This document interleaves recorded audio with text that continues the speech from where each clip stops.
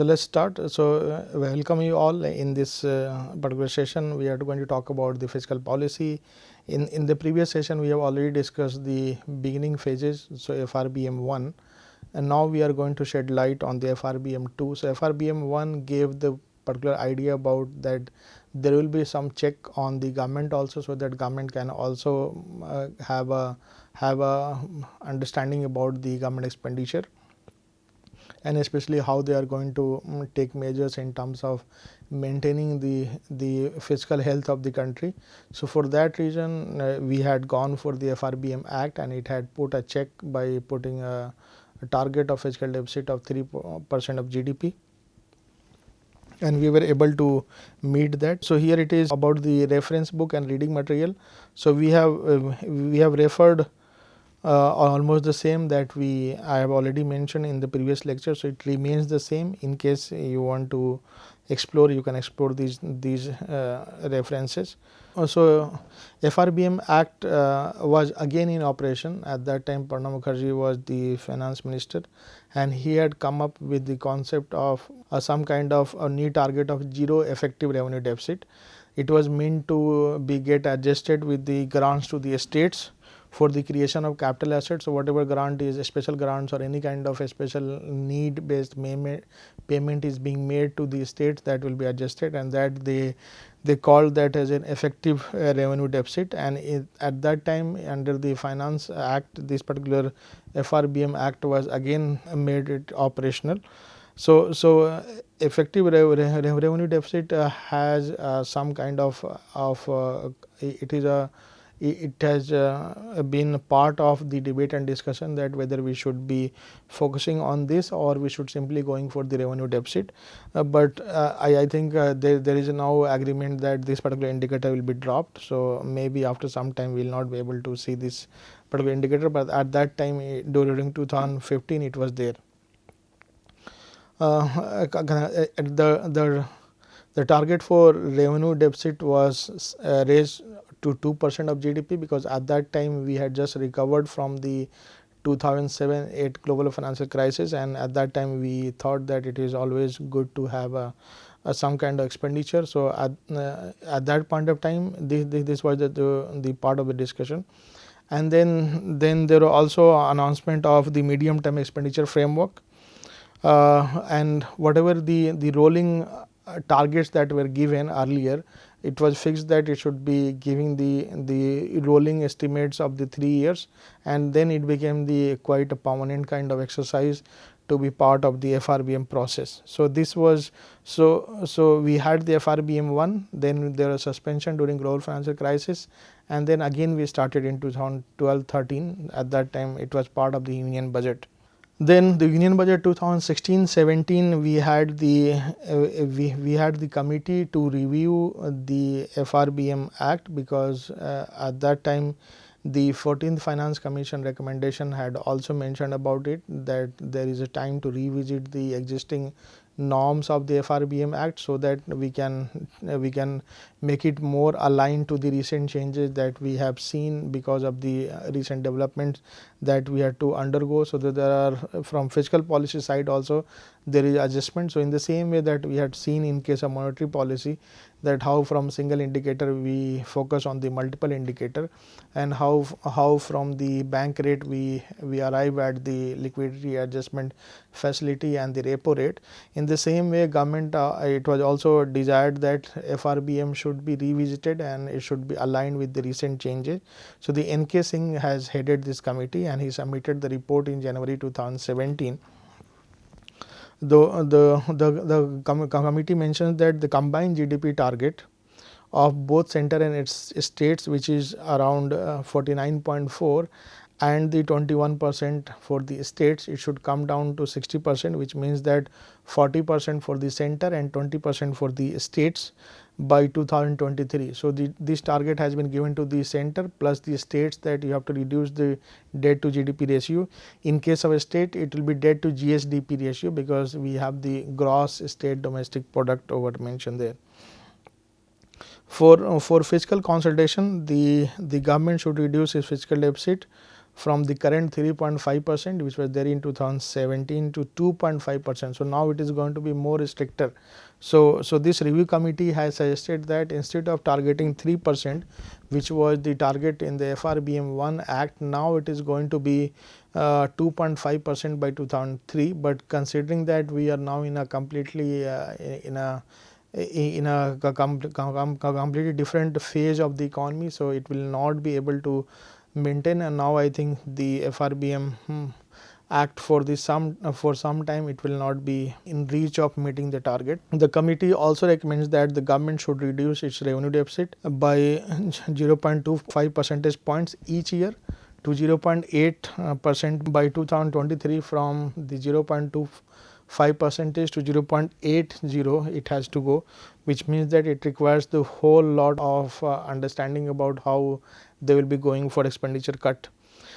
The uniqueness of this plan is that the panel has suggested that this FRBM Act will now be called under the Debt and Fiscal Responsibility Act, because debt is now going to be the one component. And as it has been mentioned, that I mentioned in the beginning about the fiscal rule, so there we had debt to GDP ratio and the budget balance both coming together. So the India is now moving towards the debt and the fiscal indicator both. So it has taken the path of both, rather than simply keeping in mind about the tax. One more unique thing that the committee recommends is the fiscal council. So this fiscal council, the committee has recommended that there should be a committee formed by the senior experts, those who are in the area of finance, and this expert will be outside from the, not from the existing pool of the individuals. This particular guy will come from outside, and this senior person will be expert in the public finance, and he will be given the task to give a particular framework or scenarios for managing this. So 2.5% it will not be just left to the government to manage by own. There will be committee of fiscal council, and this committee will use the data resources of the government to recommend the government that where this particular government has been heading and how they can go for, so in which areas. So there is a detailed discussion about that how this fiscal council will help the government to ensure that these targets are met on time, with the data analysis, with the back end research, with the scenarios, forecasting, projections, everything it will do. Then we have in India we have a very important institution that takes care the distribution of resources between center and state. So center collects the taxes, direct, indirect, and then the center as per the Finance Commission recommendation, it gives the share to the states, and it shares the revenue to the states. That is called tax devolution. So as per the 14th Finance Commission, the tax devolution rate was recommended to be the 42%, whatever is the total amount. So if the government is going to have the tax revenue of total tax revenue of 100 rupees, 42 rupees is recommended to the states, that it will be distributed to the states. But for that also the committee has different criteria to decide about. I will shed light on those criteria also. The Finance Commission is constituted by the President under the Article 280 of the Constitution, and it gives the recommendations about the tax revenues between union and states and amongst the states themselves.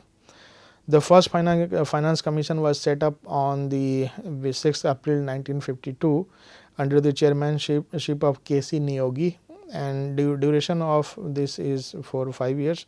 The 15th Finance Commission was headed by the N.K. Singh, and this committee is important.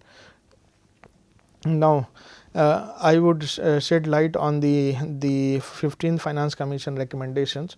So in case of 15th Finance Commission, what is more important to note is that the criteria that was used, so the weights have been given for different indicators. So these are the weights given. So the sum is 100. So the 14th Finance Commission has given the weight, income distance, that what is the national average and how much the states are deviating from the national average. So that is based on the per capita income, and then the population of 1971, population of 2001. So the population of 1971, the weight is 0 as per the 15th Finance Commission, but 14th Finance Commission has given the weight of 17.5%. So it is now 0. So and the population of 2001, it has the weight has been given to 15. So which means that the 12.5 weights are adjusted somewhere else, because 10 was for the population 2011 here, and now it is 15 here. The area that we have, it remains the same. The forest cover, it gives a 7.5. The 15th Finance Commission for forest cover, it doesn't give anything. Then you have forest and ecology, it gives 10. Demographic performance, it gives 12.5. The tax effort that the governments have made in collecting the taxes, whatever at the local level or the state level, whatever octroi and whatever is in the hand, so it is 2.5. So this is the weighting pattern, and based on this weighting pattern, what it has been it has been found that the UP and Bihar, Uttar Pradesh and Bihar have got the largest devolution in 2020-2021, receiving rupees 1,53,000 crore and 86,000 crore respectively. Karnataka and Kerala saw the largest decrease in the share of divisible pool, with a decrease of 0.49 and 0.25% respectively. Now this particular aspect is important to deal, because sometimes we for cooperative federalism, it is always important that the weights that we give, we assign, it should not be biased towards some states, because it has been argued that the most of the states which are population rich, which means that they have the large population, they end up getting the higher share in the revenue by default. But those states which are efficient in managing the population plus the economic activity, they get the limited share. So there are the different ways to compensate the losses, but as per the 15th Finance Commission report, this is what it looks like. And then in India, similar to what we had the state level, we had the central level FRBM Act.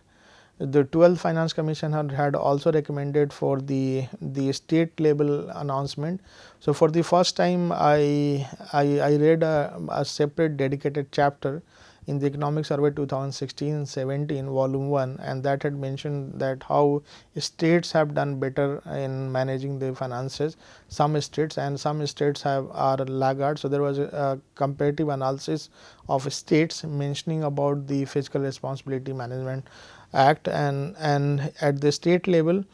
So like FRBM, so in India, most of the states had recommended this, based on the recommendation of the 12th Finance Commission. Like FRBM, FRL was introduced in the fiscal responsibility. At the center, the fiscal responsibility legislation was the implementation here, adopted by the states with no less than this. It had the same target like a state. The FRA of the central government was enacted in the same way fiscal year 2003-4, and most of the states had gone for FRA in the fiscal year 2005-6. So this was the case. What is called the Fiscal Responsibility Act FRA by the states. It has the rule based target. So the target given to the states was that the fiscal deficit should be the 3% of the GSDP. So at the country level you have the GDP, at the state level you have the gross state domestic product. So this target was given to the state. So Fiscal Responsibility Act gave the target of 3%. The average revenue deficit was eliminated, while the average fiscal deficit was curbed to less than 3% of GSDP, just as the FRL had mandated. So some states, it was found that the revenue deficit that they were targeting, it had disappeared. The average debt to GDP ratio accordingly fell by 10 percentage point after this adoption. The 12th Finance Commission allowed also states to borrow directly from the market, and there will be some kind of self check. So just to ensure or just to promote the FRA Act, so most of the states were given some kind of or some kind of incentives to go for borrowing even if they want. In the same way that the central government has some kind of management rule, so they come up with the medium term plan, medium term reports for the projection.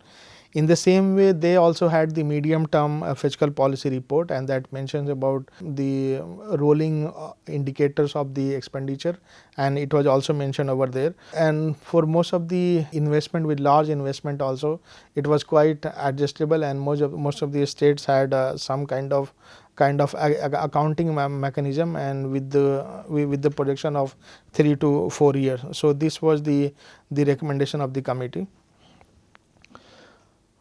14 Finance Commission had recommended the limits to be relaxed by 0.5%, zero revenue deficit for most of the states, debt to GDP ratio should be lower by 25%, and interest payments to GDP ratio should be less than 10% of GSTP. So this one was the limit, because in the first stance it was quite successful. So this was also recommended by the state. You will find that the some states which had enacted much before in the central government, so that was the Karnataka. So our early adopters were the Karnataka, Kerala. So it was Karnataka, Kerala, Uttar Pradesh, Punjab, Tamil Nadu. So these were the states that had implemented the FRL Act much before, that had gone for implementation of the FRL. In case of Karnataka, it was much ahead than most of the states. So some of the states even had the similar kind of implementation, almost nearby the implementation from the center. So this chart explains that which all states implemented the FRA Act in which, at which time. So I also want to highlight some kind of recent developments that we will be talking about. So in terms of recent developments, what has happened, that it has been found that most of these states are, and at the country level also, we were devastated by the coronavirus outbreak.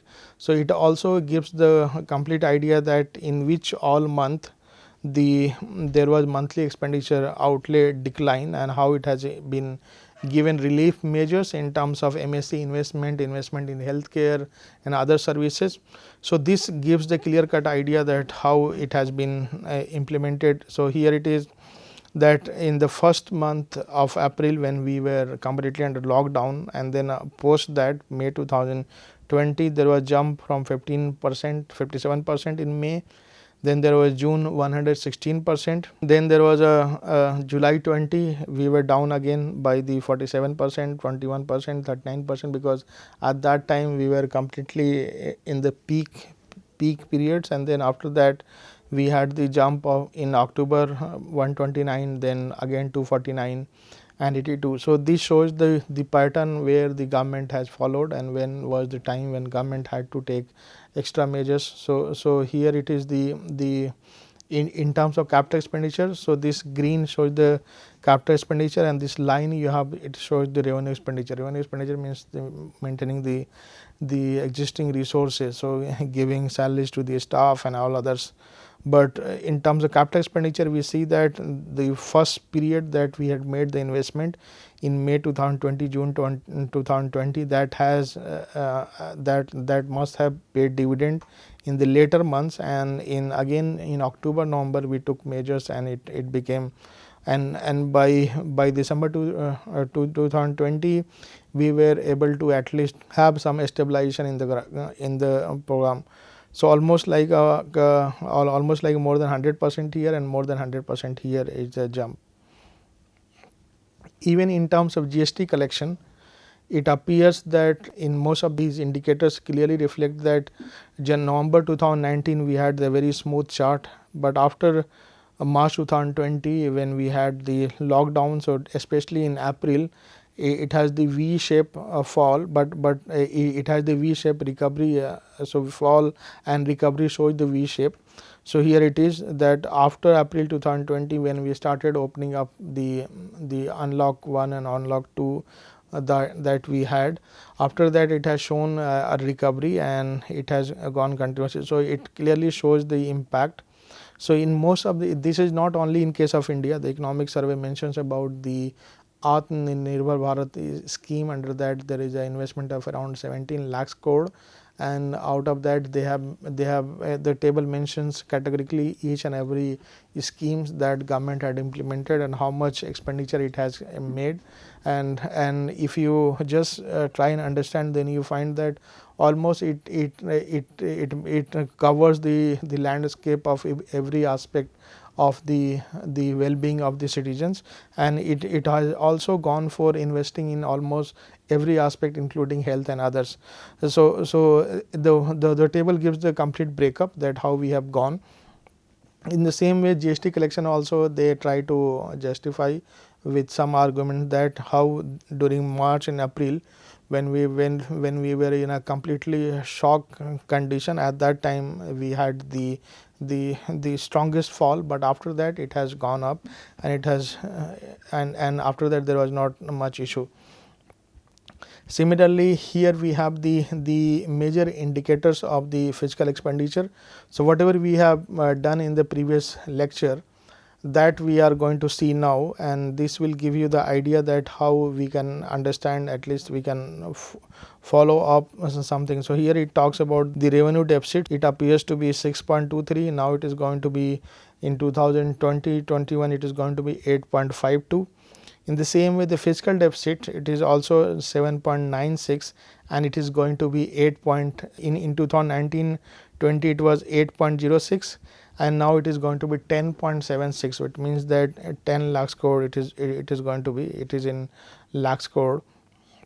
But normally the fiscal deficit is presented in the in percentage form, but here they have mentioned in the lakhs crore. Similarly, we have the primary deficit, which is nothing but the fiscal deficit minus interest payments. So this is also going to be positive 6.92, which means that government is going for borrowing for sure, and it will require a huge amount of borrowing. Similarly, a revenue deficit, if you see in terms of decline, so 2019-20 we had the growth of 13%, but it is expected that in 2020-21 we will have 36.8%. But the idea is that here we have the gross tax revenue of 24.23%, and the total expenditure of 30.42%, which means that the deficit that we are going to have, it is nothing but here we have the 6.09, because this is what it looks like, that the expenditure is going to be higher. Net debt receipt also it shows the same. Here we have the non-tax revenue, which is going to be lower because in 2020-21 anyway we are not having that much capacity for we have just started opening up, so it may take time for businesses to recover.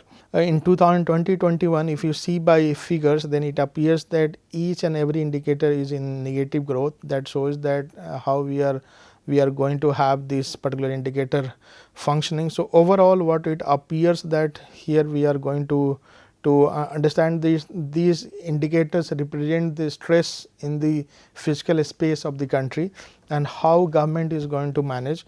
Though there are some rosy scenarios wherein we are now arguing that the economy will have V-shaped recovery, but in actuality it will show it will come out with the data that whether it is there or not. So the pulse of the economy may be going in a right direction, but we will have to wait for at least 6 months to have a clear cut idea that how it has gone so far. So far what we have covered is this aspect of the fiscal policy. So to conclude, what we have covered is that we have covered the FRBM Act, and in FRBM Act we have understood that this FRBM Act gave idea for management at the center level. So it was implemented also at the state level at the same time, and this state level idea given by the 12th Finance Commission had paid a dividend for the states, because some states have done well and some states have implemented the FRBM Act much before than the center, and this gives the complete idea that how the role of the central government is important, and how states governments are also going for some kind of cooperative federalism where they are also having the similar kind of setups.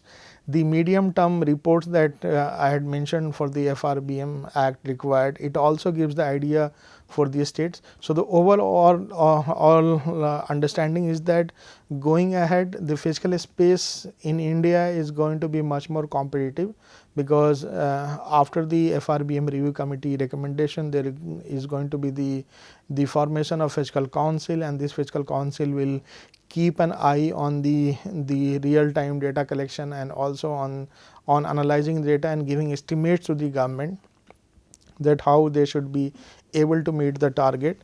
And the second aspect is the importance of the finance commission, because finance commission, as per the 15th finance commission, we saw that these commissions, this particular commission has given more weight to the there has been some adjustment with regard to the weights, and these adjustments are also indicating that some states which are high income states are going to lose money, and even and those states which are more by population going to get share.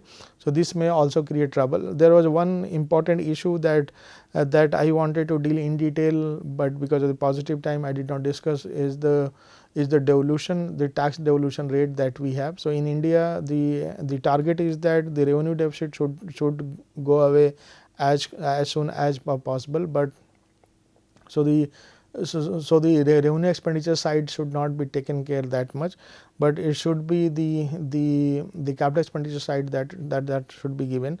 And the states are also contesting with the center that, since in the as per the recommendation of the 14th Finance Commission, the higher tax devolution was recommended, but at the same time central government put a rider that there will be some adjustment with regard to the support given to the central scheme. So, that also became one of the debated topics. One more debated topics was the fall in the GST earnings, and as a result the government had not given that much support in terms of the tax revenue share with the state. So, if you could remember, it had become one of the important topics when chief ministers were not happy that how they will be dealing with pandemic if they are not given the timely devolution. So, those aspects are important to note. Another aspect that I thought I should be touching upon is the role of GST, because 2017-18 economic survey and even 2018-19 economic survey mentions about the successes of the GST, because in the beginning it has not given the right kind of signal, but after 1 year it was some kind of some kind of infrastructure related issue, and that was sorted out. So, that has also started giving us some kind of positive outcome, but given that the economy is in a completely different time and it may need some more years to come back to that stage where we can again start debating on which all measures should be implemented or which all not. So, for this particular course, I think these two lectures will be sufficient to give the idea about the India's fiscal policy and which all indicators are important. Keep in mind that the fiscal deficit is one indicator that we all should bother about, and the both legs of the policy, fiscal and monetary, are important for the management of the overall economy. So, from the beginning, if you trace down the history, so we were relying on more on taxes, but the post 1991 period we had the services sector booming. So, that has also given a lot of boost to the tax revenue, and this resulted in coming to this stage. So, I will conclude with this. Thank you so much.